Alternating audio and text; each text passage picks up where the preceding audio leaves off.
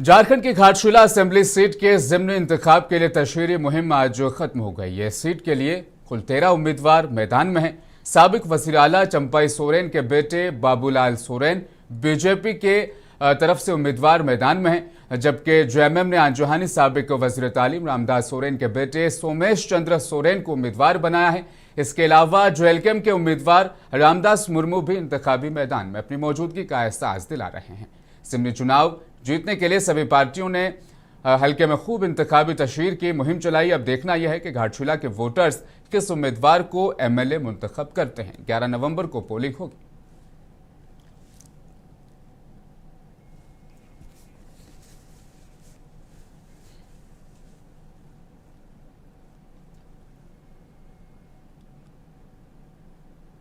किस तरह के हालात इस घाटशिला उपचुनाव वाली सीट पर बने रहेंगे। 13 उम्मीदवार मैदान में हैं और इंतखाबी मुहिम जो है वो अब थम सी गई है, लेकिन ग्राउंड रिपोर्ट किस तरह की कहानी दरअसल बयान कर रही जानेंगे। मेरे सहयोगी विनोद मेरे साथ फोन लाइन पर मौजूद हैं।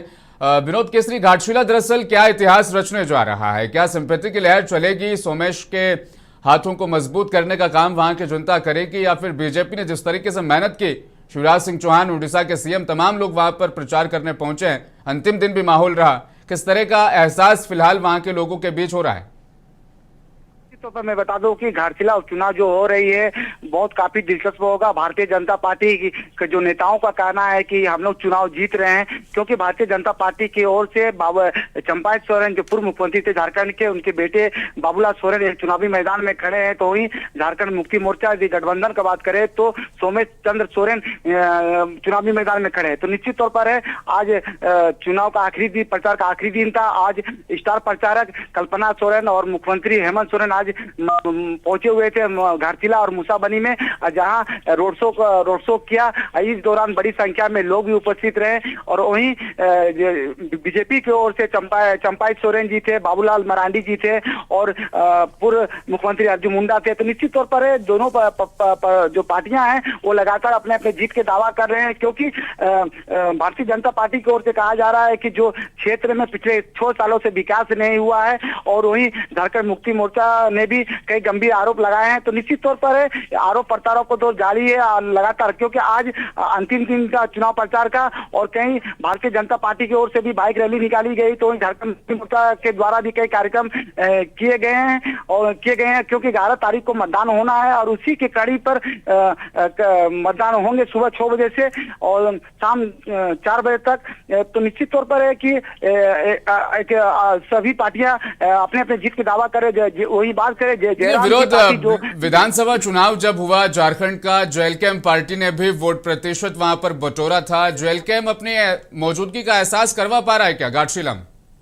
जी निश्चित तौर पर, क्योंकि इस दो लड़ाई में ऐसा ना हो कि जयराम का पार्टी काफी फैक्टर पहुंचेगी, क्योंकि जयराम महतो खुद पूरा मोर्चा संभाले हुए हैं कि महतो क्षेत्र हो या आदिवासी बहुल क्षेत्र हो, जनरल क्षेत्र हो, लगातार उनका कैंप किए हुए हैं जयराम महतो। तो निश्चित तौर पर हार जीत का अलग फैसला होगा, कौन हारेगा कौन जीतेगा वो कहना मुश्किल है, लेकिन इतना है कि काफी वोट लाएंगे जयराम के पार्टी। और इसी दौरान उनके जो समर्थक है काफी गाँव क्षेत्रों में भी काफी घूम रहे हैं और दौरा भी कर रहे थे, क्योंकि आज आखिरी प्रचार था। तो वहीं सभी नेता आज घाटशिला जितने भी बड़े नेता थे सभी पार्टियां का सभी आज छोड़ चुके हैं। एक और चीज है विनोद, अगर सोमेश चंद्र सोरेन वहां से जीतते हैं तो शायद उनका मंत्री बनना भी लगभग तय माना जा रहा है। तो कहीं ना कहीं लोगों में यह भी एहसास होगा कि हम सिर्फ विधायक नहीं बल्कि अपने लिए मंत्री भी चुन रहे हैं। तो पलड़ा भारी है, सिंपैथी की लहर है।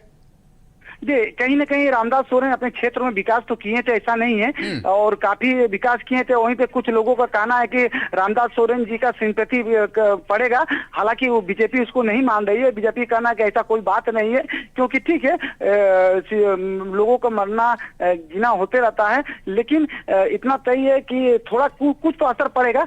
लेकिन जो माहौल है अभी बोलना मुश्किल है, लेकिन ऐसा ना हो त्रिकोणीय मुकाबला भी हो सके जयराम के पार्टी जब से मैदान में चुनाव में उतारे हैं, तो कहीं ना कहीं ऐसा ना हो कि त्रिकोणीय चुनाव मुकाबला देखने को मिलेगा। लेकिन जो टक्कर जो खास देखने को मिल रही है, तो भारतीय जनता पार्टी और झारखंड मुक्ति मोर्चा में ही टक्कर विशेषकर देखने को मिल रही है। हालांकि सभी अपने में जीत की दावा भी कर रहे हैं। हालांकि उड़ीसा के जो मुख्यमंत्री थे वो भी पहुंचे हुए थे चुनाव प्रचार में। उस बंगाल के जो विपक्ष के जो नेता थे, बड़े नेता शुभेंदु अधिकारी, वो भी पहुंचे हुए थे और बंगाली समाज के दौरान चुनाव प्रचार भी किया था। तो सभी भारतीय जनता पार्टी के तमाम बड़े जो नेता थे, अर्जुन मुंडा जी हो या आपको रघुवर दास जी हो, मधुकोड़ा जी हो, तमाम जो मुख्यमंत्री थे, पूर्व मुख्यमंत्री थे, वो सभी भारतीय जनता पार्टी की ओर से जोर शोर से स्टार प्रचारक बीजेपी ने जमकर स्टेज पर उतारे। आखिरी चीज और जानना चाहूंगा विनोद, प्रशासन की तैयारियां किस तरह की है, क्योंकि उपचुनाव है और हालांकि शांतिपूर्ण वोटिंग पहले भी रही है इस इलाके में, फिर भी प्रशासन किस तरह की तैयारियां कर रहा है, सुरक्षा की क्या तैयारियां हैं, और कल जब ईवीएम डिस्पैच होंगी और अपने बूथ पर पहुंचेगी, किस तरह के इंतजाम हैं?